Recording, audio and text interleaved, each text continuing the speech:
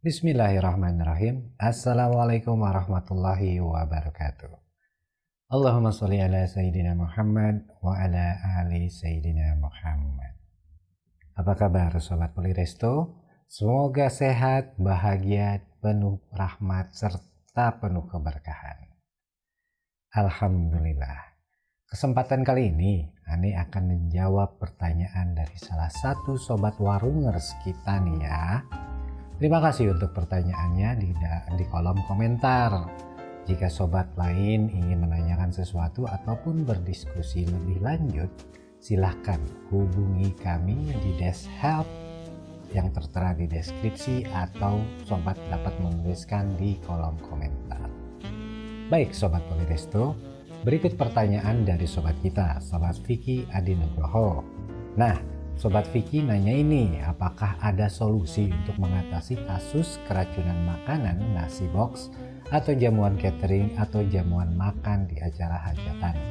Lalu pertanyaan berikutnya, apa mungkin ada semacam alat tes racun untuk mengukur apakah ada kadar racun atau zat berbahaya di dalam makanan, sehingga pengelola catering atau tuan rumah pemasak bisa tahu makanan yang disediakan sudah aman dari racun maupun zat berbahaya. Oke Sobat Vicky, sekali lagi terima kasih atas pertanyaannya dan Ane bakal langsung mencoba memberikan gambarannya ya. Langsung aja ya Sob.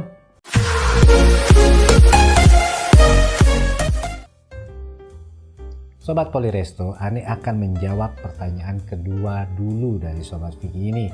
Ada nggak alat semacam tes untuk mengetahui ada racun atau tidak? Jawabannya ada. Mau tahu kayak gimana? Nih, monggo nih.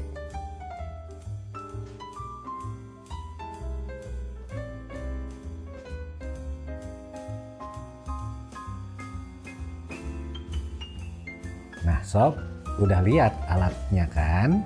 Ada yang gede, ada yang kecil. Masalah harga? Mungkin saja lumayan mahal, karena kemungkinan besar alat itu diekspor dari luar negeri. Mau coba pakai? Ya silahkan. Hanya Sob, apakah efisien jika kita menggunakan alat tersebut? Efektif mungkin saja, tetapi efisien? Silahkanlah ente bayangin kalau ente harus menggunakan koper begituan atau memeriksa setiap pesanan box dengan alat yang lebih kecil. Kalau masih di bawah 100 box sih ya masih oke sepertinya kan. Tapi kalau 1000 box lebih terus kita ambil sampel untuk kita periksa, efisien nggak ya? Nah, ente tahu deh jawabannya. Jadi pertanyaan yang kedua, apakah ada alat tes? Jawabannya ada.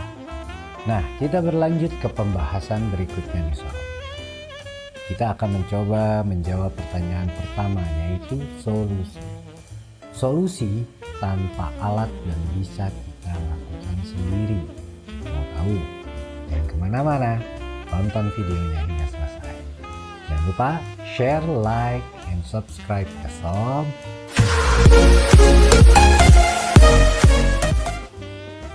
Sobat Poliresto, kebayang jika kita menggunakan alat tes tersebut dalam keseharian operasional akan sedikit merepotkan.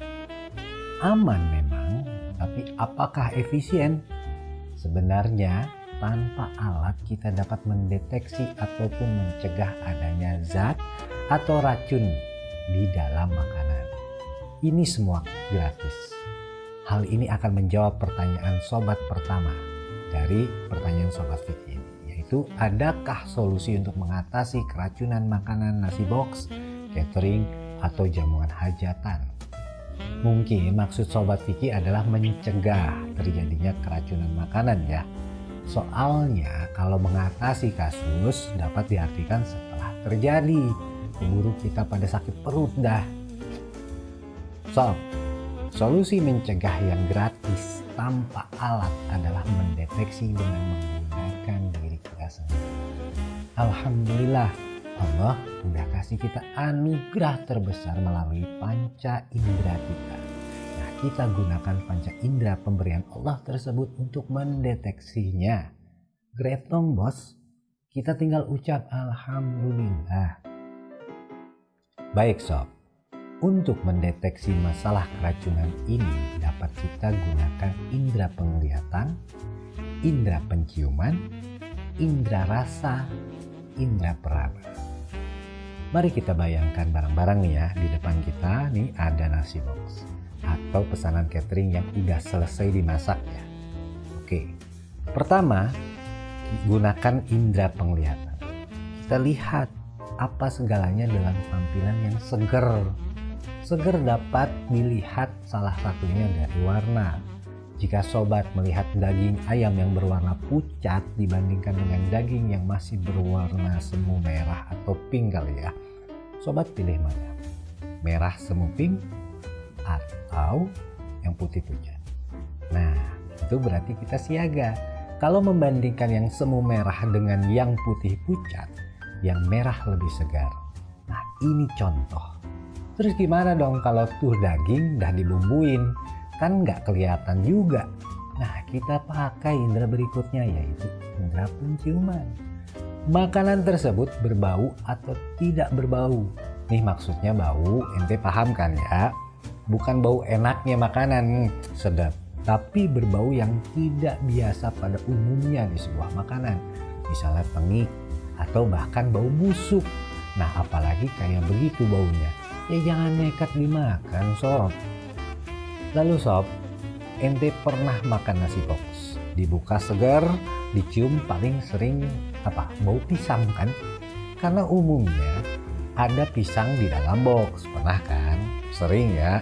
Nah, hal ini belum tentu juga makanan tersebut tidak aman, tapi belum tentu juga aman. Bisa langsung disantap. Bingung kan? Nanti kita bahas lebih lanjut tentang ini. Kita lanjutin dulu ya sob. Indera berikut yang bisa kita gunakan adalah perasa atau lidah. Kita cobain tuh sesuap sedikit ya, enak, sedap, gak ada rasa yang aneh-aneh. Bolehlah ente sikat. Tapi kalau pas dirasa agak-agak asam kecut ya, langsung stop immediately alias segera. Jangan nekat. Nah, lalu kita dapat menggunakan indera peraba untuk mendeteksi. Peraba ya, kulit ya. Gimana caranya? Masak makanan di obok-obok?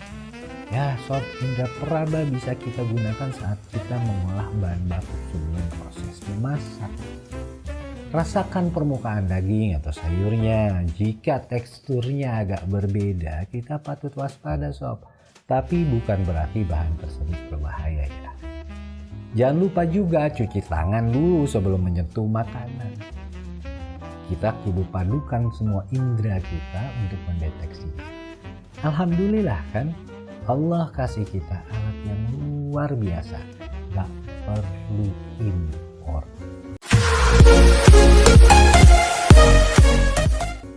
Sobat Poliresto yang keren dimanapun ente berada, tadi Ane menyebutkan kalau kita biasa mendapatkan nasi box di dalamnya ada pisang. Biasanya pas dibuka jadi bau pisang semua. Ane menyebutkan makanan itu bisa aman bisa juga tidak. Nah loh, iya iki. Jadi sob, sebuah hidangan itu melalui sebuah proses. Persiapan, pengolahan, pengemasan untuk dikonsumsi. Jika kita paham ada 3 poin besar dalam sebuah proses hidangan, maka kita paham mau tidak mau kita kudu lewatin itu proses. Dari 3 proses tersebut terbagi lagi masing-masing. Proses persiapan terdiri dari persiapan bahan bakunya, daging, sayur, beli di pasar atau beli di supplier. Tanggung jawab ada 2, pertama penyedia bahan baku itu dan kedua kita yang membeli bahan baku. Nah, kudu teliti memilih bahan baku yang kualitasnya baik. Lalu proses pengolahan terdiri dari pengolahan bahan baku itu sendiri. Berarti tanggung jawab ada di kita sebagai pengelola pengolah. Proses ketiga saat pengemasan, tanggung jawab ada di kita sebagai pengelola pengemas. Nah sob, setelah memahami 3 proses tersebut, maka kita jadi paham bahwa ada celah-celah di mana hidangan kita akan terkontaminasi di tengah-tengah proses. Contoh, kita udah beli bahan baku yang kualitas terbaik. Ngolah makanannya nggak cuci tangan nih. Atau bisa saja bahan baku baik, ngolah makanannya mantap. Saat mengemas kita lupa kita taruh dus makanannya setelah diisi makanan di tempat yang terkena sinar matahari langsung dan cukup. Hal ini biasanya kita mempelajarinya dalam HACCP atau Hazard Analysis Critical Control Point yang bertujuan kita mengetahui di titik-titik mana bahaya kontaminasi bakteri itu dapat terjadi. Nah, pembahasan ini cukup panjang.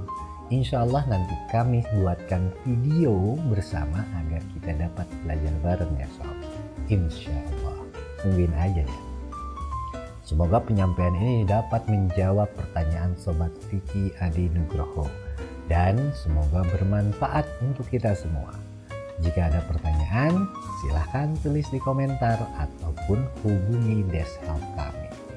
Terima kasih, sampai ketemu di kesempatan yang lain. Anda yang terbaik dan share the pie. Wassalamualaikum warahmatullahi wabarakatuh. Bergabunglah dengan kami di kesempatan berikutnya, di mana kami akan kembali dengan lebih banyak tips, teknik, dan rahasia untuk mencapai tujuan yang pantas Anda dapatkan. Terima kasih banyak atas waktu Anda hari ini dan tolong atur Podcatcher dan iTunes Anda agar Anda tidak ketinggalan podcast kami. Sampai jumpa dan terima kasih banyak sudah mendengarkan.